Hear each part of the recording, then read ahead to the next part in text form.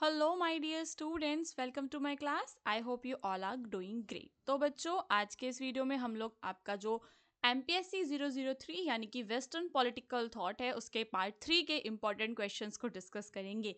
इससे पहले मैंने दिसंबर सेशन के लिए 2 पार्ट्स बनाए हैं। अगर आपने वो नहीं देखे हैं तो आप उन्हें देख सकते हैं, उनका लिंक आपको डिस्क्रिप्शन में मिल जाएगा। और कुछ वीडियोस मैंने बनाए थे आपके जून सेशन में, तो उसमें से जो भी आपको इंपॉर्टेंट क्वेश्चंस लग रहे हैं उन्हें आप लोग कवर कर सकते हैं। सो नाउ बच्चों, हिंदी एंड इंग्लिश दोनों लैंग्वेजेस में हम यहाँ पर आपके इंपॉर्टेंट टॉपिक्स को डिस्कस करने वाले हैं, जो कि आपके एग्जाम पॉइंट ऑफ व्यू से बहुत ही ज़्यादा महत्वपूर्ण है, ठीक है, और एक्सपेक्टेड भी हैं। सो नाउ यहाँ पर जो हमारा पहला टॉपिक है वो है JS मिल के जो व्यूज़ हैं इंडिविजुअल लिबर्टी पर, वो आपको बतानी है। तो यहाँ पर बच्चों, JS मिल, जिनको हम जॉन स्टुअर्ट मिल कहते हैं, वो एक फिलोसोफर हैं 19th सेंचुरी के, और उनका वर्क है जिसका नाम है ऑन लिबर्टी। ठीक है, क्या नाम है उसका? ऑन लिबर्टी, जिसके लिए वो जाने जाते हैं, जिसमें वो बात करते हैं protection of individual freedom against societal और गवर्नमेंटल इंटरफेयर। तो यहाँ पर वो किसको प्रोटेक्ट करने की बात करते हैं? व्यक्तिगत स्वतंत्रता की रक्षा करने की बात करते हैं। ठीक है, व्यक्ति की जो स्वयं की स्वतंत्रता होती है। तो जो मिल के व्यूज हैं इंडिविजुअल लिबर्टी पे are rooted in the believe that a person should have the freedom to act according to their own will. तो यहाँ पर जो मिल है वो क्या कहते हैं? जैसे मिल वैसे विल। तो मिल कहते हैं कि अपनी इच्छा से जो है इंडिविजुअल उन्हें एक्ट करना चाहिए। ठीक है, इसे हानि सिद्धांत या हार्म प्रिंसिपल भी कहा जाता है। फिर मिल के अकॉर्डिंग जो इंडिविजुअल्स हैं दे शुड बी फ्री। ठीक है, उन्हें फ्री होना चाहिए to make their own choices whether they are related to personal lifestyle, belief और एक्शन। तो अपनी खुद की चॉइसेस के लिए लोग जो है फ्री होने चाहिए। He emphasises the self regarding actions, those that affect only the individual should not be interfere with by the state or society। तो जो हमारे क्या होते हैं बच्चों, सेल्फ रिगार्डिंग एक्शंस होती हैं, वो जब तक सेल्फ रिगार्डिंग रहते हैं, जब तक वो कभी किसी दूसरे को नुकसान ना पहुंचाएं। यानी कि कुछ हमारी ऐसी क्रियाएं होती हैं जो कि हमारे स्वयं से रिलेटेड होती हैं। तो मिल के अनुसार व्यक्तियों को अपनी जीवन शैली, विश्वासों और कार्यों से संबंधित अपनी पसंद बनाने की स्वतंत्रता होनी चाहिए। वे ये बताते हैं कि स्वरोजगार क्रियाएं पर राज्य या समाज को हस्तक्षेप नहीं करना चाहिए। तो वो क्रियाएं जो मेरे स्वयं से रिलेटेड हैं, उन क्रियाओं में राज्य और जो समाज है वो कभी भी हस्तक्षेप नहीं कर सकता, ऐसा मिल कहते हैं। यहाँ पर एक उदाहरण भी दे रखा है आपको। क्या एग्जाम्पल दिया हुआ है कि जो people should have the liberty to express their opinion. जो लोग हैं उनको अपने जो ओपिनियंस हैं उन्हें बताने की आज़ादी होनी चाहिए। ठीक है, किसी भी धर्म को मानने की आज़ादी होनी चाहिए, कुछ भी करने की आज़ादी होनी चाहिए, अनटिल और unless they do not cause harm to others. तो उदाहरण के लिए लोगों को अपनी राय व्यक्त करने, किसी भी धर्म का पालन करने या अपनी व्यक्तिगत इच्छाओं का पालन करने की स्वतंत्रता होनी चाहिए, बशर्ते इनसे दूसरों को नुकसान ना हो। जो मिल है, Mill, however, acknowledges that there are situations where the government or society can intervene। अब मिल कहते हैं कि ऐसी भी कई सारी सिचुएशंस होती हैं जहां पर सरकार और जो है और सोसाइटी जो है वो इंटरवीन कर सकता है। ठीक है, this is where the harm principle comes. तो यहाँ से शुरुआत होती है आपके हार्म प्रिंसिपल की। So the only purpose for which power can be rightfully exercised over any member of a civilised community against his will is to prevent harm to others. तो यानी कि सरकार मुझे जब रोक सकती है जब मैं दूसरों को नुकसान पहुंचा रही हूँ, मेरे जो एक्शंस हैं वो दूसरों को नुकसान पहुंचा रहे हूँ। For example, one personal freedom of speech should not allow to incite violence और हेट। तो यहाँ पर मैं कह सकती हूँ कि अगर मुझे बोलने की आज़ादी है, if I have freedom of speech, तो इसका मतलब ये नहीं है कि मैं उससे हेट फैलाने लग जाऊं। तो मिल ने स्वीकार करते हैं कि कुछ स्थितियों में जो सरकार या समाज है वो हस्तक्षेप कर सकते हैं यदि किसी व्यक्ति के कार्य दूसरे को नुकसान पहुंचाते हैं। तो किसी सभ्य समुदाय के सदस्य पर उसकी इच्छा के विरुद्ध शक्ति का प्रयोग केवल दूसरों को नुकसान पहुंचाने से रोकने के लिए ही किया जा सकता है। जो मिल है यहाँ पर सोशल प्रोग्रेस की भी बात करते हैं। तो वो बिलीव करते हैं, he believes that the liberty to express different views even if controversial it is essential for intellectual and societal advancement. तो हमें जो है हमारी सोसाइटी में अलग अलग व्यूज चाहिए होते हैं, चाहे वो व्यूज कंट्रोवर्शियल ही क्यों ना हो। अगर हम किसी की भी इंडिविजुअल लिबर्टी को सप्रेस कर देते हैं सोशल कन्फर्मिटी की वजह से, तो जो हमारी सोसाइटी है उसकी प्रोग्रेस में हिंड्रेंस आ जाता है। Therefore, he advocates for a society that allows a wide range of ideas. तो सोसाइटी कैसी होनी चाहिए, जहां पर हमें विभिन्न प्रकार के आइडियाज, बिलीव्स और बिहेवियर्स देखने के लिए मिलते हैं।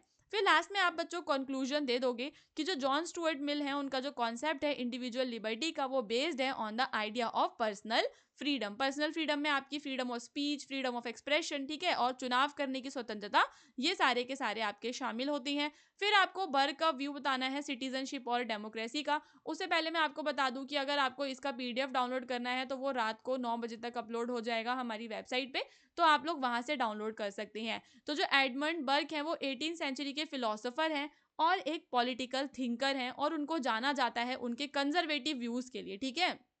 यानी कि जो एडमंड बर्ग है, वो फ्रांस में जो रेवोल्यूशन हुआ था उसको भी उन्होंने क्रिटिसाइज किया, क्योंकि वो नए विचारों को एक्सेप्ट नहीं करती हैं, वो थोड़े से कंजर्वेटिव हैं। ही आर्ग्यूज दैट, वो कहते हैं अगर सोसाइटी में थोड़े बहुत भी चेंज आते हैं तो वो केवल ग्रेजुअली आने चाहिए, धीरे धीरे आने चाहिए। कभी भी हमें एब्स्ट्रैक्ट प्रिंसिपल्स में जाकर जो है सडनली एक्शंस नहीं लेने चाहिए। तो एडमंड बर्ग, जो कि 18वीं सदी के दार्शनिक और राजनीतिक चिंतक हैं, नागरिकता और लोकतंत्र पर अपने संरक्षणवादी दृष्टिकोण के लिए वो प्रसिद्ध हैं।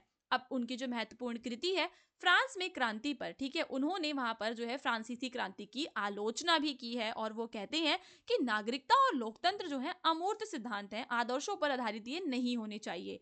जो बर्ग है वो बिलीव करते हैं जो डेमोक्रेसी है, democracy should be based on the will of majority alone. जो मेजोरिटी की इच्छा होती है, बहुमत की जो इच्छा होती है, उस पर जो है आधारित नहीं होनी चाहिए, ठीक है, should not be based on it. He argued that democracy में जो इंडिविजुअल के राइट्स हैं, माइनॉरिटीज के राइट्स हैं, उन्हें भी प्रोटेक्ट किया जाना चाहिए। है जो रिप्रेजेंटेटिव गवर्नमेंट होती है, वो ऐसे ऑफिशियल्स को वहां पर इलेक्ट किया जाना चाहिए जिनमें बहुत ही ज्यादा विजडम हो, ठीक है, और क्या हो, उन्हें एक्सपीरियंस हो to make decisions for the common good, ताकि जो है वो समान जो नागरिकों की भलाई होती है, कॉमन गुड के लिए क्या ले सकें, डिसीजन ले सकें।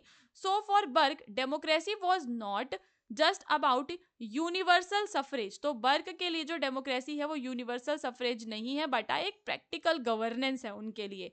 तो बर्ग का मानना था कि लोकतंत्र केवल बहुमत की इच्छा पर आधारित नहीं होना चाहिए। उन्होंने तर्क किया कि लोकतंत्र में व्यक्तियों और अल्पसंख्यकों के अधिकारों की रक्षा की जानी चाहिए, और प्रतिनिधि सरकार में ऐसे चुने हुए अधिकारी होने चाहिए जिनमें सामान्य भलाई के लिए निर्णय लेने की बुद्धि भी हो, ठीक है। तो इसे वो व्यवहारिक शासन कहते हैं, ठीक है, सार्वभौमिक मतदान नहीं बल्कि व्यवहारिक शासन कहते हैं।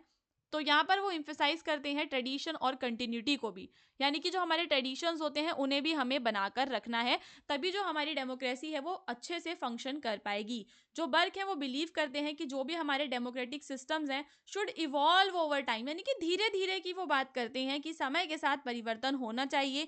किसी भी प्रकार का जो क्रांतिकारी, जो रिवॉल्यूशनरी जो परिवर्तन है, जो बर्ग है उसको सपोर्ट नहीं करते, क्योंकि उसकी वजह से केओस हो जाता है और कोलैप्स हो जाता है समाज में ऑर्डर का, ठीक है। तो एक जो ट्रू डेमोक्रेसी है वो हमारी हिस्टोरिकल कंटिन्यूटी के अंदर ही होती है, ठीक है। तो हमें रेडिकल चेंजेस को नहीं करना है। तो उन्होंने स्थिर और कार्यशील लोकतंत्र बनाए रखने में परंपरा और निरंतरता के महत्व पर भी जोर दिया। बर्ग का मानना था कि लोकतांत्रिक प्रणालियों को समय के साथ विकसित होना चाहिए, ऐतिहासिक अनुभवों और सामाजिक संरचनाओं में निहित ज्ञान का सम्मान करते हुए।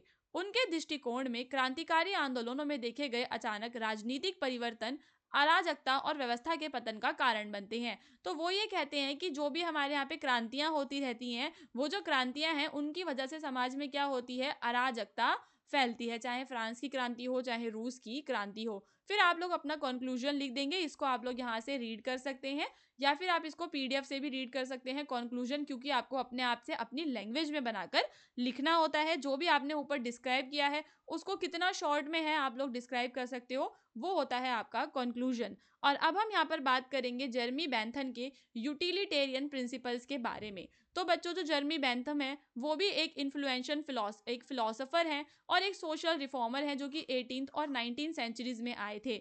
उनकी थ्योरी है, उसका नाम है आपका यूटिलिटेरियनिज्म। तो उसका आइडिया क्या है पहले वो समझ लेते हैं। तो वो कहते हैं that the right action is the one that produces the greatest happiness for the greatest number of people. यानी कि जो एक सही जो आपका एक्शन होता है वो जब होता है जब उससे ज्यादा से ज्यादा लोगों की भलाई हो। यानी कि अगर सरकार कोई निर्णय ले रही है तो वो ग्रेट जब बनेगा जब उससे क्या है, ज्यादा से ज्यादा, ठीक है, लोगों की भलाई होती हो। ठीक है स्टूडेंट्स, तो इसी को बोला जाता है utilitarian principle. So, this principle often referred to as the greatest happiness principle। और इस प्रिंसिपल को हम क्या कहते हैं, ग्रेटेस्ट हैप्पीनेस प्रिंसिपल भी कहते हैं, क्योंकि इसी ने फाउंडेशन रखी थी बेंथम की फिलॉसफी की। And according to Bentham all action should be evaluated based on their consequences. तो हमें हमेशा जब भी हम कोई भी एक्शन कर रहे हैं तो हमें उसके कॉन्सिक्वेंस के हिसाब से उसको इवेलुएट करना चाहिए और देखना चाहिए। जो हमारा एम है वो ये होना चाहिए कि ज़्यादा से ज़्यादा जो है हम हैप्पीनेस को मैक्सिमाइज कर सकें और जो लार्जेस्ट नंबर ऑफ पीपल की सफरिंग है उसे हम खत्म कर सकें। तो जर्मी बेंथम जो है आपके 18वीं और 19वीं सदी के क्या थे बच्चों, एक प्रभावशाली दार्शनिक और सामाजिक सुधारक थे। और उन्होंने जो अपना यूटिलिटेरियनवाद का सिद्धांत दिया वो उसके लिए प्रसिद्ध है, जिसका मूल विचार था कि सही कार्य क्या होता है, जो सबसे अधिक लोगों के लिए सबसे बड़ी खुशी उत्पन्न करता है। और इस सिद्धांत को हम आमतौर पर सबसे बड़ी खुशी का सिद्धांत भी कहते हैं। उनके अनुसार सभी कार्यों का मूल्यांकन उनके कैसे परिणामों के आधार पर किया जाना चाहिए। तो यहाँ पर हमारे लिए जो परिणाम होते हैं वो सबसे ज्यादा क्या होते हैं, इंपॉर्टेंट होते हैं। अब जो बेंथम है वो आर्ग्यू करते हैं that pleasure and pain are fundamental measures of what is good और बैड।